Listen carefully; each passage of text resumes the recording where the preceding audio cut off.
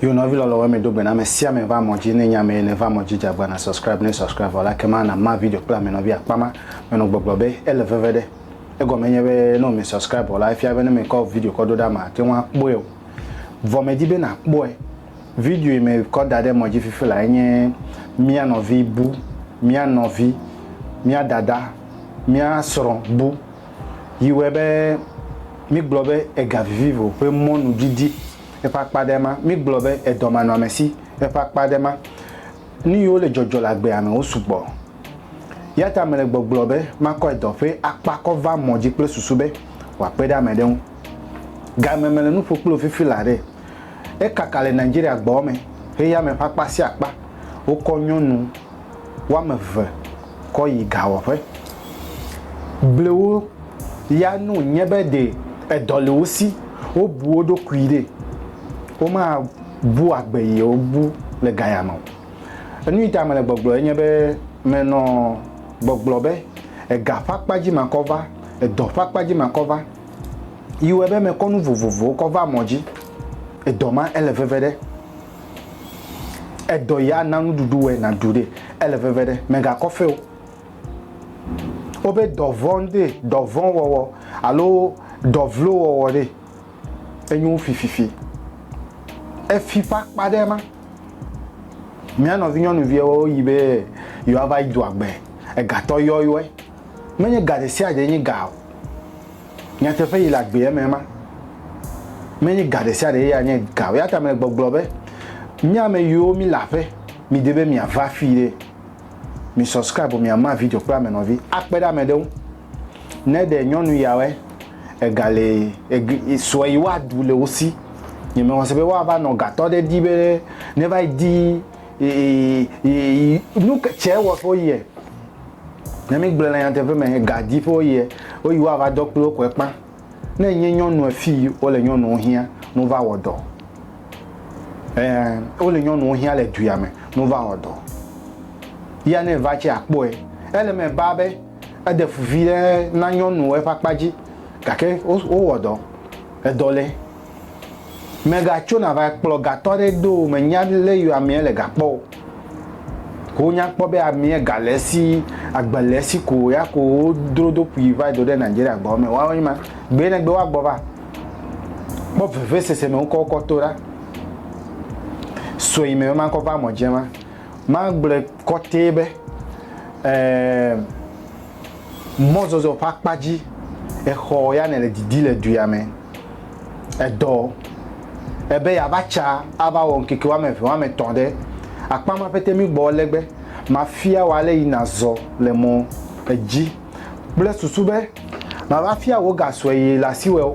alo e gaso de achi kutoku me na we elego me sana de ha edibe ya zomo ole na do yo be Airbnb ole na do yo be hotel ple guest house ple tomi we e mo ma fete ma cover mo ji ple susube waswasiwe me de kona chola pe ko amedo mi ame va fi me va to amedo le airport Dubai airport le fi agent cho afe va do boya me ko nya pobo va do Dubai ko ya ko chi obo number e va do fi yeye o chi obo number ma ti won yo wo e ko na me le sia enu me la si o me nya police station ava gbo na me le ke o e ya ta me le gbogbo be nyepa me yo mi awodo de nyatepe o tolawo nyatepe glolawe nyatepe to ya mi ya na ko fe primi che kwedu agba nyatepe de ka ko ya gbe nko fe moji wa sele ne fe primi kwedu agba e ya ma no glo na me sia me nyatepe nyime ko fu ma gble na we ne ve o che ne ve we agbe sigbo le ma mi ya de mi to nyatepe ma ko wala we e ko da nyatepe mi agba le ko le spade is a spade me USB now simple and short e po da ta no vi no we so me ma ko va moji ma nyonu vi yo ojo be yo ava idu agbele gatogbo wa we nya ma wa strozu amakuku we vodi to enye be unti na va pade obu bo vlo ine dodo ku yo ra be ye gadife do ya ma vo ya cho va do de Nigeria gbeji ko me bia o be gaton mare e soro me le siwa me bia be nchumare fo me tole ke me le siwa enya kpo le kekle le internet jiko ya ko joyo me nenyo ma mebe subscribe na ma video kwa me no vi o komia no vi ko ba oga nchu odolo sisi enye ma o da tui e Achekwo vo agbia elon melon mi gbojojo gbe mi afete mi ajo nyo ya me le didi na wole moji ya tale me va moji me di me ma no nyate pieto ma gblo nyate pie na we ma chi na we na sebe agbiyere me bobo vo ayi ya wa ko zole me me ovi lolo we me fonu didi me give you video no didi vivie o tami anokawe. Things you should know about the two Nigerian and Ghanaian ladies that went missing on the 27th of April and their suspect abductor. Number 1, the man the two ladies went to meet in Aba is called Andrew Amechi. He is an innocent-looking multi-millionaire. Number 2, Andrew Amechi is from Item and holds British citizenship. It is alleged that Item people have disowned him. Number 3, Celine, who is the main person he's been chatting with, has not been chatting with him for 5 years. They were not lovers and they barely know each other. Number 4, Andrew Amechi lodged the girls in Panyu hotels at Ngwa Road, and it was the CCTV footage that exposed Andrew as the suspect. Panyu Hotel is a big hotel in Aba. Number 5, Andrew owns a bulletproof house in Omwa for Aba, and the house has been sealed by the police after things belonging to the missing girls, some unknown women and children items, guns and human parts were found in the house. Number 6, the ladies were not found in the house and Andrew Amechi has not said where they are.